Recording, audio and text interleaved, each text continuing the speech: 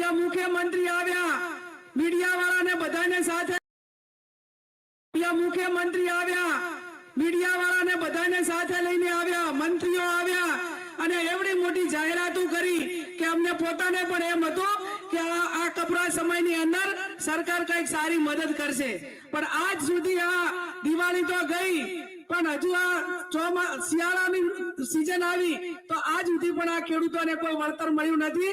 એટલા માટે કરીને આ કોંગ્રેસના આગેવાનોએ અમારે સરકારના કાન એના બેરે કાન એની જે અવાજ કાન બેરી સરકારને એનો અવાજ આ લોકોનો અવાજ ખેડૂતોનો અવાજ સરકાર સુધી પહોંચે એના માટે કરીને આ જન આક્રોશ રેલીનું આયોજન કર્યું છે। અહીંયા ખેડૂતો એક બાજુ કુદરતી આફતોથી ઘેરાયેલો છે અને બીજું ભારતીય જનતા પાર્ટીના નેતાઓ હોય એમના માણસો હોય તો એમને કમલમમાં બોલાવીને કોઈ પણ કોન્ટ્રાક્ટર જોતા હોય તો રાતોરાત મળી જાય, પણ મારો બનાસકાંઠાનો ખેડૂત આજે સીઝનમાં ખાતર માટે કરીને લાંબી લાઈનો લગાવે તો આજે મારા ખેડૂતને ખાતર મળતું નથી। એ આ પરિસ્થિતિ આજે આ બનાસકાંઠાના ખેડૂતોની છે। કોંગ્રેસની સરકાર હતી તો ખાતર આપવા માટે કરીને નેનોની થેલીઓ ભેગી નતા આપતા, ખેડૂતોને જેટલું જોતું હોય એટલું એરિયા ખાતર ને ડીએપી ખાતર એ સમય મર્યાદાની અંદર આપતા હતા।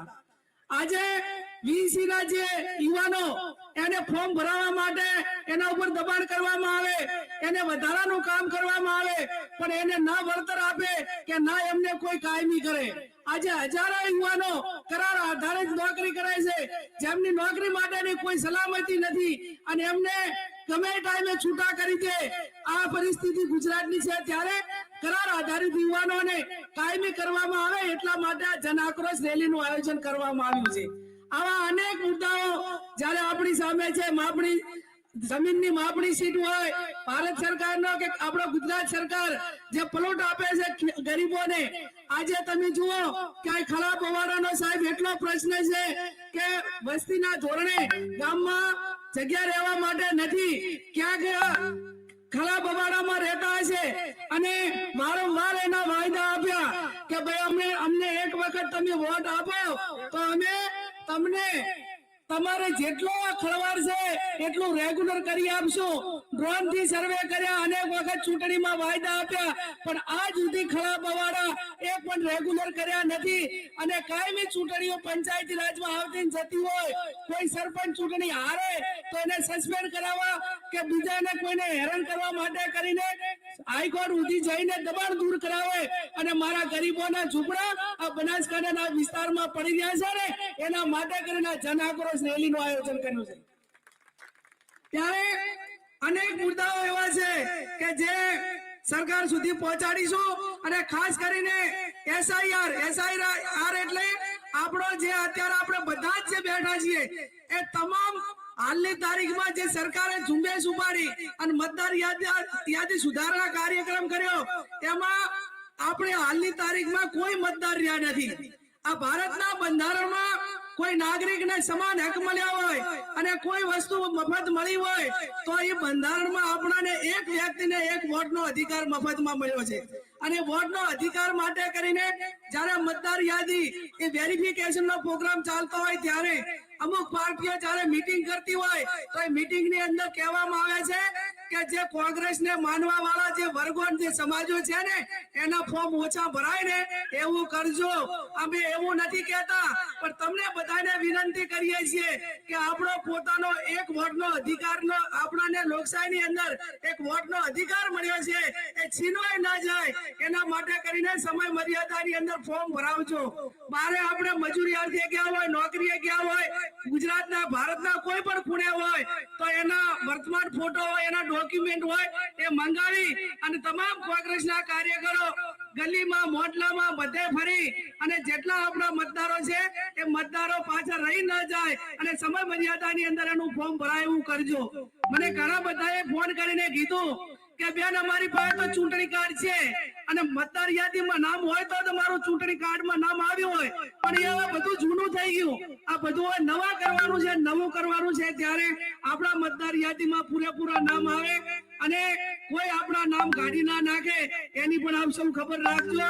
આવનાર સમયમાં જિલ્લા પંચાયતની ચૂંટણી હોય, તાલુકાની ચૂંટણી હોય, એ ગભે ગભો આપણે એકબીજા સાથ સહકાર આપીને લડીશું. અને ખાસ કરીને તો આજે જન આક્રોશ ને કોંગ્રેસ પક્ષના જવાબદાર આગેવાનો જ્યારે અહીંયા સ્ટેજ ઉપર છે ત્યારે આ કોંગ્રેસ પાર્ટી છે કે સત્તા માટે નહીં પણ સેવા માટે સમર્પિત છે. અને ભારતીય જનતા પાર્ટીના નેતાઓ એમ કહેતા હોય કે અમે કોંગ્રેસને નેસ્ત નાબૂદ કરીશું, ત્યારે આજે હું ધરણીધરના ધામમાંથી એમને ચેલેન્જ કરું છું કે આ દેશમાંથી અંગ્રેજોને કાઢ્યા હોય ને તો એ કોંગ્રેસ પાર્ટી છે, તમારી હાથ ભેટી પણ એવી નહીં હોય કે જે કોંગ્રેસને નેસ્ત નાબૂદ કરી ગઈ. અમે કોંગ્રેસના અને દેશના ભારતના બંધારણ એક જવાબદાર આગેવાન છે, એક કાર્યકર છે. અમે એવી ભાષા નહીં વાપરીએ કે અમે ફકીર નાતે દેશમાં અમે ઝોલો લઈને નતા રહેશું.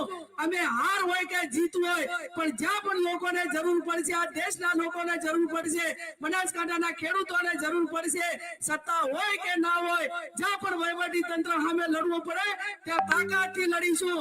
અને અમારા કોંગ્રેસના કાર્યકરને કોઈ પણ વહીવટી તંત્ર હોય એને કોઈ દબાવવાની કોશિશ કરીને તો આ મંચ અને બધું જ એકો એક અમારા કાર્યકરના પ્રોટેક્શનમાં તૈયાર છે. અને જે પણ સત્તામાં બેઠા લોકો એટલું સંભાળજો, આ સત્તા કોઈની કાયમી જાગીરી નથી, આ તમારા બાપની કોઈ જાગીરી નથી, આ લોકશાહી છે. અને લોકશાહીની અંદર એ પરિવર્તન આવતું હોય છે. એટલે મહેરબાની કરીને કોઈ કોંગ્રેસના કાર્યકરને ક્યાંય દબાવવાની કોશિશ ના કરે. અમે ગાંધી વિચારધારા વાળા છીએ, અમે સરદાર વિચારધારા વાળા છીએ, પણ જો તમે કઈ વધારે એવું કર્યું તો અહીંયા ભગતસિંહ પણ બેઠા છે અને ઝાંસીની રાણીઓ પણ બેઠી છે. અમે અમારા કાર્યકરો માટે કોઈ પણ વસ્તુ કરવા માટે તૈયાર છીએ. આજે ખૂબ મોટી સંખ્યામાં તમે આવી અને અહીંયા બધા જ હાજર રહીને આ જન આક્રોશ રેલીમાં હાજરી આપી એ બદલ આપ સૌનો ખૂબ ખૂબ હૃદયપૂર્વક આભાર. છેક કર્ણાટક થી આપણી વચ્ચે જેમ કોરોના વખતે આપણે વાવથરાદમાં ઓક્સિજનની વ્યવસ્થા કરી હતી એવી રીતે આખા ભારતમાં ઓક્સિજનની વ્યવસ્થા કરવાનો જેનું બિરુદ મળ્યું ઓક્સિજન મેન તરીકે ઓળખાય જેવા યુથ કોંગ્રેસના પૂર્વ પ્રમુખ ભાઈ શ્રીનિવાસજીને વિનંતી કરું કે આજે સંબોધન કરે છે. કર્ણાટક થી આપણી વચ્ચે આવ્યા છે. कांग्रेस पार्टी के महासचिव, कांग्रेस पार्टी का वरिष्ठ नेता, मेंबर ऑफ पार्लियामेंट आदरणीय मुकुल जी साहब, गुजरात प्रदेश कांग्रेस ना अध्यक्ष अमित चौड़ा साहेब जी, सीएलपी लीडर तुषार जी, इस जोन का एआईसीसी सह प्रभारी बहन Suhasini ji, member of parliament Congress party के वरिष्ठ नेता गिनी बहन जी, जिग्नेश जी, बलदेव ठाकुर जी और गुलाब भाई, तमाम वरिष्ठ नेता लोग यहाँ मंच पे बैठे, सबका नाम लेने में समय लेगा, इसीलिए मैं सम्मानित मंच के मैं दो तीन बात रखना चाहता हूँ. मैं कर्नाटक से आता हूँ. आप सबको पता है किस तरीके से पिछले 30 साल से यहाँ गुजरात में आप लोगों के साथ क्या दुर्व्यवहार इन लोग ने किया है. हर बार आप सुनते हैं फिर भी उनको वोट देने का काम करते हैं. इस बार एक बदलाव होना चाहिए. आज इस यात्रा आज इस पावन धरती से शुरू हुआ है. पूरा गुजरात प्रदेश में जाके जनता को जन आक्रोश यात्रा में लेके आके इस गुंगे मेरे निकम में सरकार को उखाड़ के फेंकने का काम करना है. आप सबको पता है इन लोग ने कितने वादा किया. पूरा देश में गुजरात का मॉडल करके 2000 से इन लोग ने बेचने का काम किया. आज कई एक रैली में आप लोग निकाल के देखो, गुजरात का मॉडल नहीं ले रहे हैं नाम. वो नरेंद्र मोदी जी हो, अमित शाह हो, इनका भाजपा का नेता हो. वह आप बिहार में पूछना 30-30 हजार खाते में डाल रहे, या 30 साल हुआ 3000 किसी को मिला क्या? 3000 मिलना बहुत दूर की बात है. इन लोग ने जो वादा किया था 15 लाख वो भी अभी तक आया नहीं है. वहां इन लोग ने झूठ बोलने के अलावा इनके पास कुछ नहीं है। सबसे ज्यादा इस एरिया में जो किसान लोग हैं, जो आपको पता है दिल्ली में इन लोग ने जो